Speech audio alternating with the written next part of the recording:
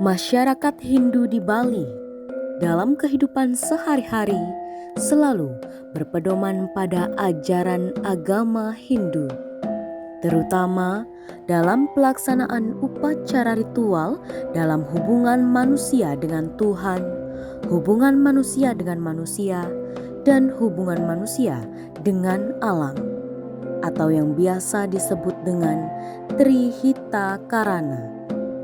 Hampir di setiap aspek kehidupan dan tatanan sosial, unsur seni dan tradisi selalu melekat pada masyarakat Bali. Dimulai dari upacara perayaan keagamaan, tradisi yang ada, kemudian pakaian yang dikenakan, hingga gaya dan arsitektur bangunan yang ada di Bali.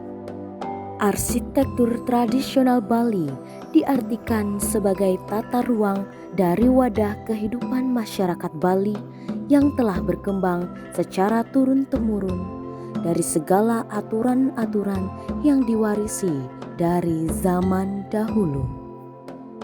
Gaya arsitektur Bali tidak dibuat dengan sembarangan, melainkan dengan konsep dan perhitungan yang sudah matang dan memperlihatkan kesakralan.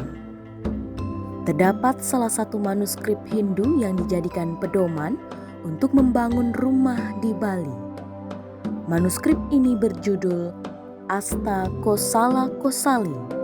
Pada manuskrip ini terdapat gambaran mengenai orientasi dan layout dari sebuah bangunan yang ideal.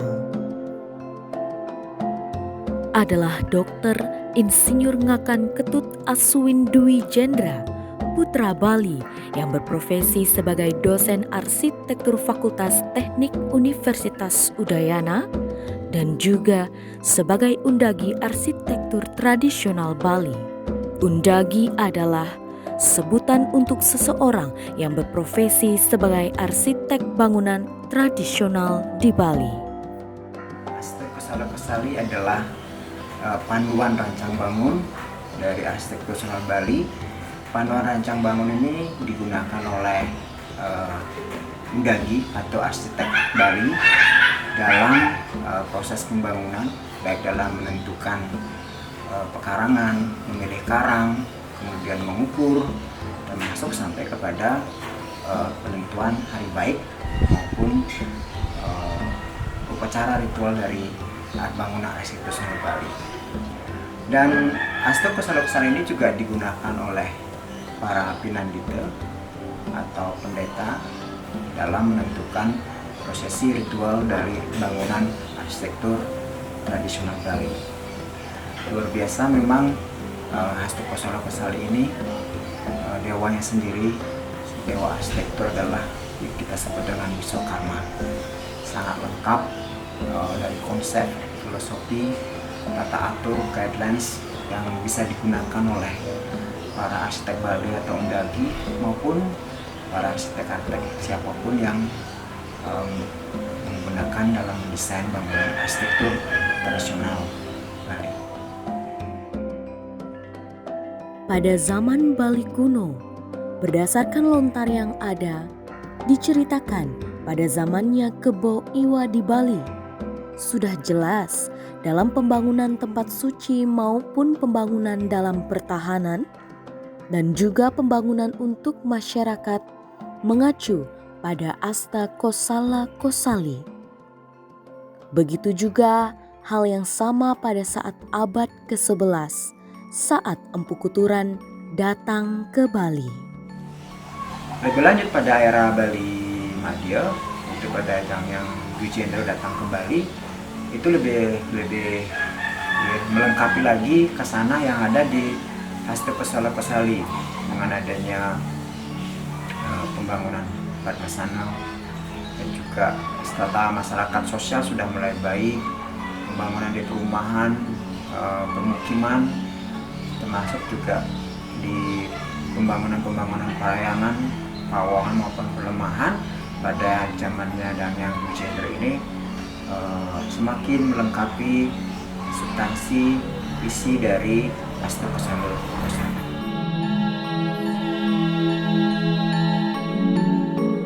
Secara umum, arsitektur Bali masih mengadopsi konsep triloka, yakni alam manusia berada di tengah alam dewa-dewa.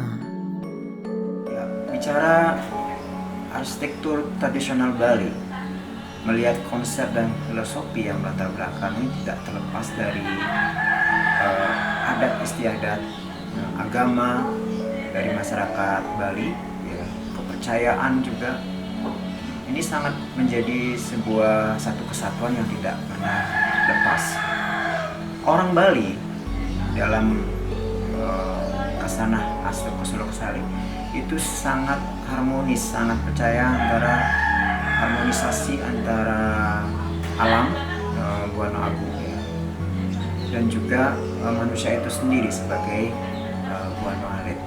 Kalau melihat kita sebuah karya arsitektur alam, lingkungan binaan, itu adalah karyanya manusia, itu adalah Buana Agungnya.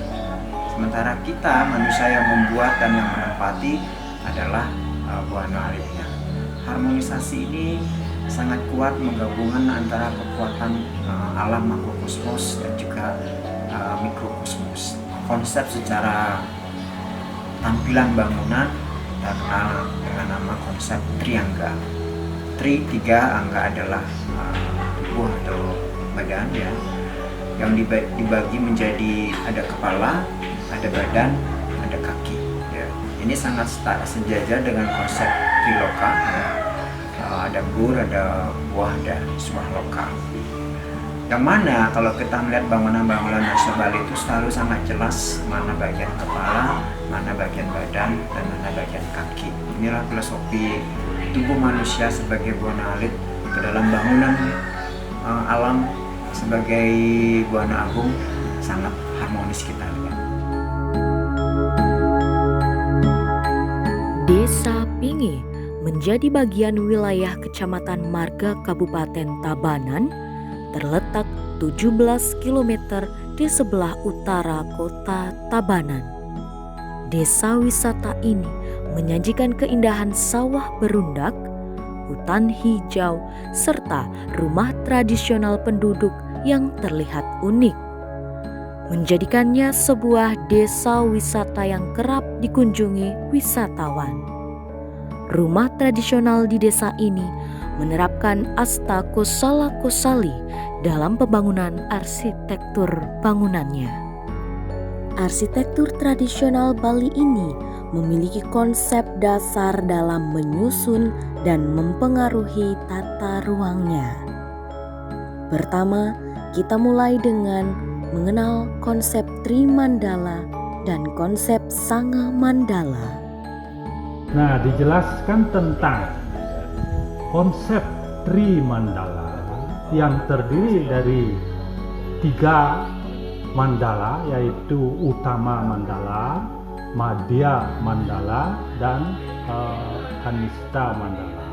Di Utama Mandala adalah diperuntukkan bangunan-bangunan atau tempat membuat bangunan, tempat-tempat suci atau pemerajaan dan sengah dan lain sebagainya. Selanjutnya di Madhya Mandala ini diperuntukkan bagi rumah yang akan ditempati oleh yang memiliki pekarangan. Sedangkan di Kanista Mandala diperuntukkan untuk memelihara hewan, kemudian sedikit berkebun, dan terakhir juga tempat pembuangan sampah, khususnya sampah organik, sehingga ada keperuntukan sampah organik ini untuk kebun dan binatang yang ada di belakang di Kanista Mandala, yang merupakan piaraan daripada orang yang memiliki pekarangan tersebut. Nah, pembagian dari zona utama Madyanista, ya, dalam karangan juga luas menjadi Sanga Mandala, ya, ada utama yang yang Madya, utama yang Nista, kemudian yang Madya yang utama, Madya yang Madya yang Nista, Dan yang berikut Nistaning Utama, Nistaning Madya, dan Nistaning Nista. Sonasi ini sebagai orientasi spiritual dan juga orientasi yang luar biasa terhadap penempatan bangunan yang ada di versi tersebut. Misalnya tempat suci akan ditempatkan di paling pojok timur, yang karena itu adalah yang utama. Kemudian dimulai dari bangunan metennya Balai Daja di utara menghadap ke selatan dan seterusnya. Itu namanya konsep sangat mendalam. Selain itu, terdapat juga konsep orientasi. Konsep orientasi ini sangat mendasar dalam arsitektur tradisional Bali dan sangat mempengaruhi di seluruh aspek dalam pembangunan arsitektur Bali. Yang lain juga di Astronomi Bali ini kita mengenal namanya yang konsep orientasi. Nah, konsep orientasi ini sangat mendasar dalam Astronomi Bali dan sangat mempengaruhi di seluruh aspek dalam pembangunan Astronomi Bali. Kita mengenal namanya ada 3 konsep orientasi. Yang pertama adalah orientasi ritual. Orientasi ritual ini matahari terbit dianggap sebagai suatu yang suci dan matahari terbenam sebagai yang nista. Oleh karena itu timur menjadi utama dan barat menjadi nista. Kemudian kita mengenal orientasi sumbu natural atau alam, yang mana filosofinya gunung di Kaje atau utara dianggap suci dan laut di selatan atau cloud dianggap nista. Dan yang ketiga kita mengenal yang disebut dengan konsep akase, orientasi alam atas sama alam bawah atau akase dan pertiwi. Konsep ini juga sangat setara dengan konsep Busa dan Pradana. Konsep akase pertiwi inilah yang melahirkan adanya pola nata.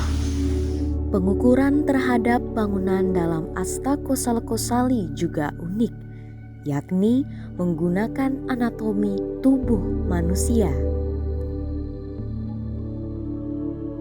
Tentang pembangunan rumah Bali yang tadi didasarkan kepada konsep Tri Mandala, Utama Mandala, Madya Mandala, dan Kanista Mandala, ini sesuai pula dengan keadaan badan manusia atau orang yang memiliki rumah tersebut, di mana untuk Utama Mandala ini diperuntukkan untuk periangan yang kalau di badan manusia ini merupakan bagian atas, bagian kepala. Kemudian di Madya Mandala ini diperuntukkan rumah bertempat tinggal, ini secara filosofis ini merupakan badan manusia. Nah, kemudian selanjutnya yang di Kanista Mandala itu yang untuk hewan ternak dan kebun ini adalah merupakan kaki daripada manusia begitu. Jadi ada keselarasan antara Buana Agung yang merupakan cerminan daripada rumah secara keseluruhan atau pekarangan secara keseluruhan sesuai dengan badan manusia ini yang terdiri dari 3 bagian, utama, madya, dan kanista, kepala, badan, dan kaki. Kita mengenal yang disebut dengan amusti, ya. Ini namanya amusti. Ini banyak sekali digunakan dalam pengukuran baik untuk sake, untuk tangga maupun yang lain. Juga kita mengenal namanya ukuran hasta, ya. Ini namanya ukuran yang untuk banyak hal, termasuk juga ukuran menggunakan dalam tata letak menempatkan bangunan itu menggunakan telapak kaki sendiri, ya, dengan konsep astewaranya, ya. Ada Sri, Indra, Guru, Yama, Bratra, Rudra, Brahma, Kaluma plus penguripnya itu adalah setengah dari kaki. Ini juga penggunaan kaki ini juga dari penghuni atau kepala keluarga yang ditunjuk dalam arsitektur Bali.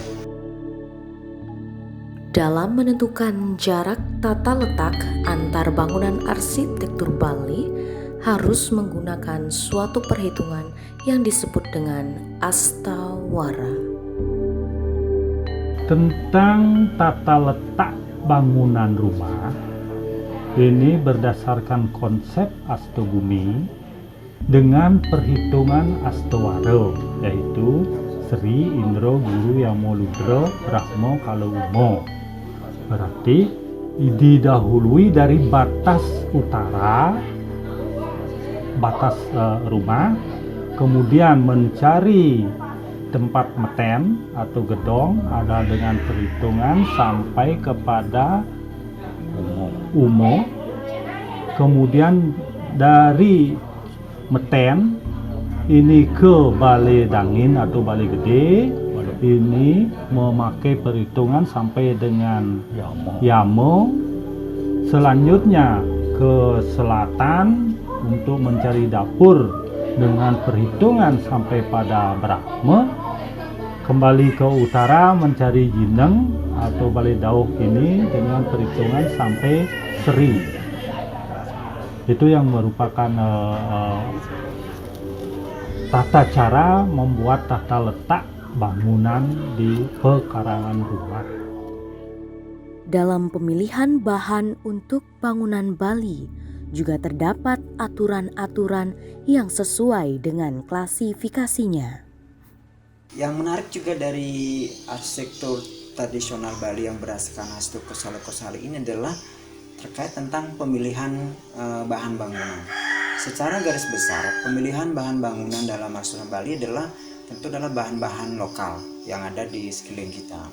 Misalnya atap menggunakan atap alang-alang, kemudian menggunakan taras atau batu bata untuk dinding, termasuk juga bahan-bahan yang sifatnya datang dari alam sekitar yang dimana lokasi itu berada.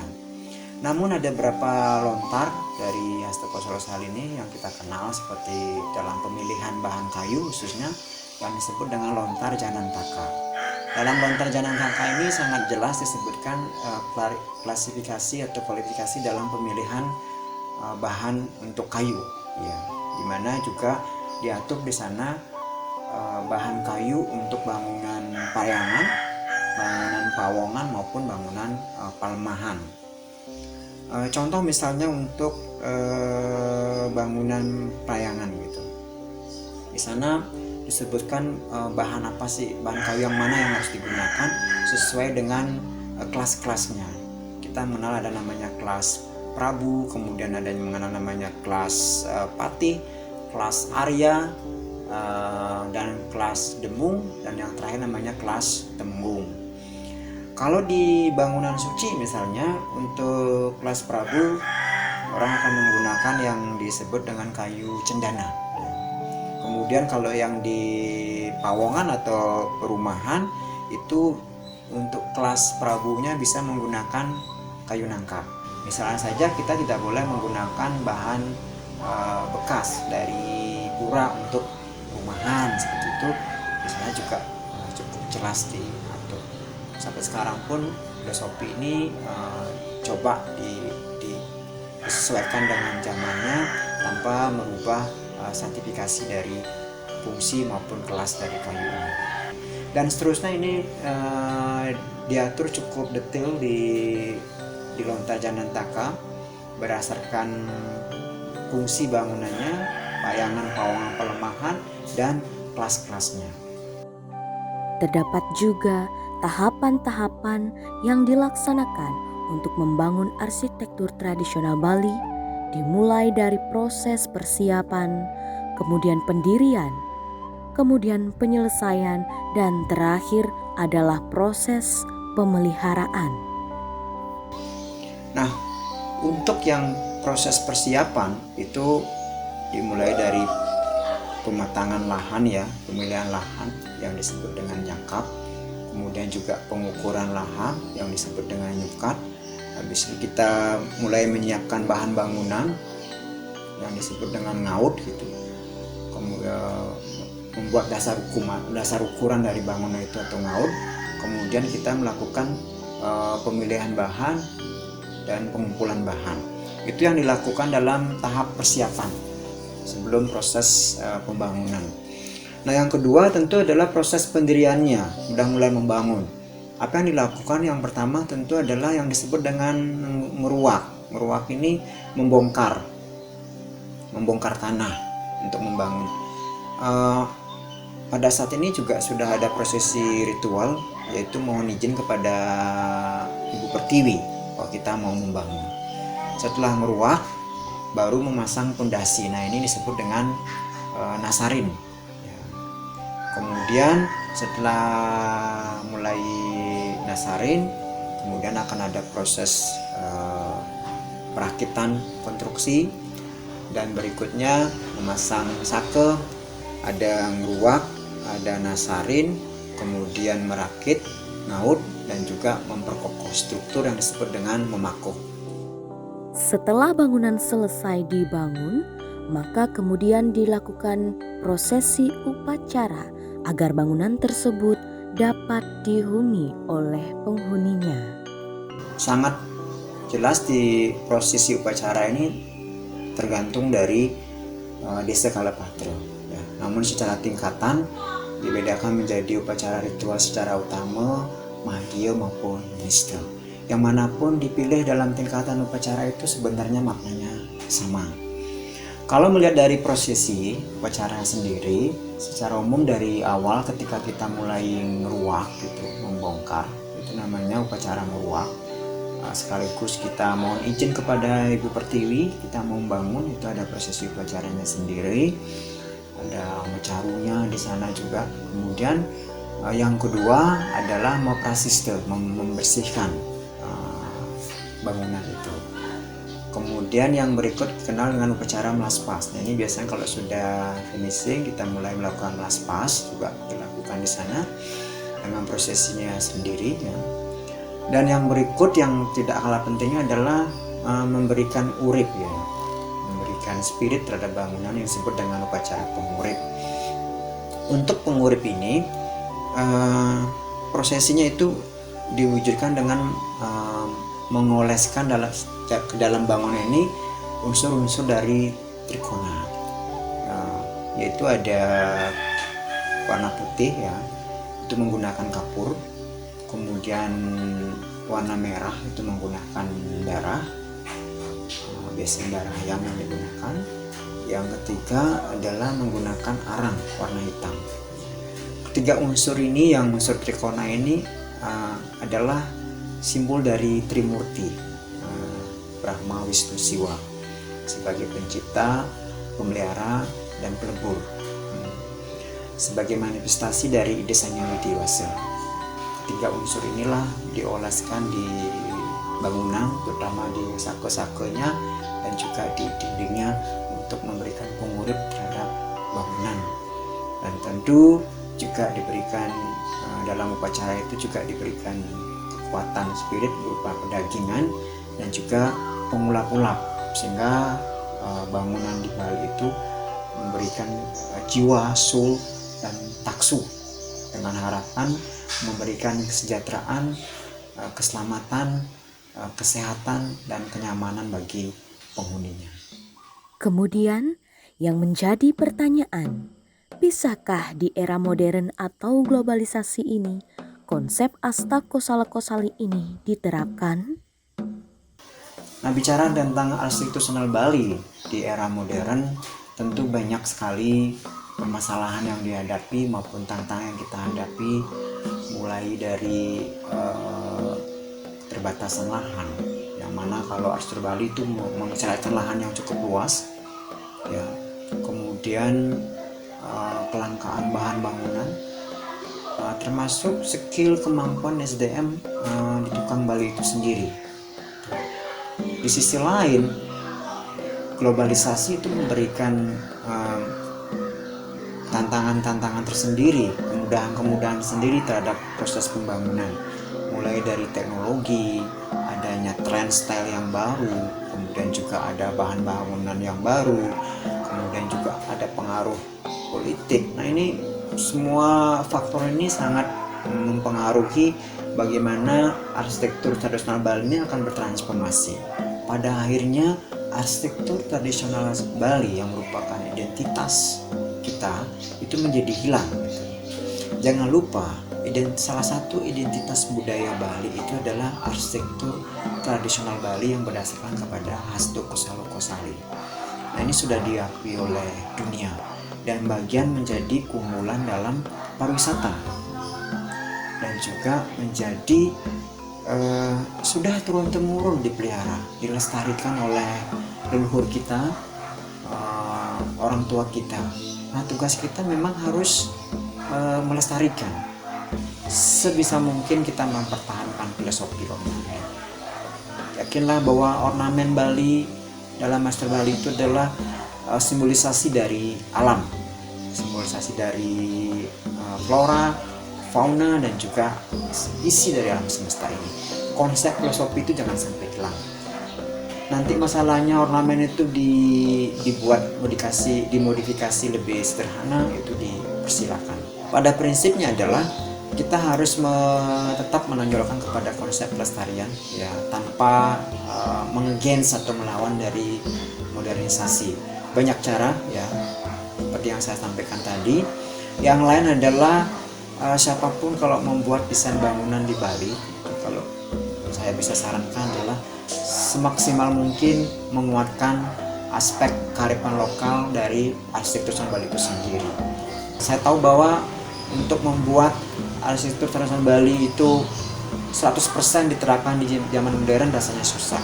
Nah, ini perlu penyesuaian baik terkait dengan tata lahannya, penempatan bangunannya yang sekarang lahan sempit, yang tadi lahan luas, penggunaan bahannya, strukturnya, konstruksinya, sehingga bangunan itu identitas Balinya masih kuat, namun secara modern mengakomodasi efisiensi, kemudian juga yang sifatnya praktis, teknologinya juga masih masuk. Inilah tantangan dan tugas bagi kita semua, ya, tugas pemerintah dalam hal ini, kemudian tugas kita para arsitek di Bali atau Undagi, ya, dan juga masyarakat secara umum agar tetap mempertahankan arsitektur tradisional Bali, baik dengan cara mengawinkan atau cara menggabungkan langgam, ya, sehingga tetap langgam, style, proporsi, looks, visualisasi arsitektur tradisional Balinya masih kita kuat. Nah, mudah-mudahan dengan begitu arsitektur tradisional Bali sebagai identitas Bali akan tetap bertahan sebagai identitas budaya dan juga sebagai memperkuat pariwisata di Bali. Tentunya ini juga akan memberikan kesejahteraan bagi masyarakat Bali secara umum.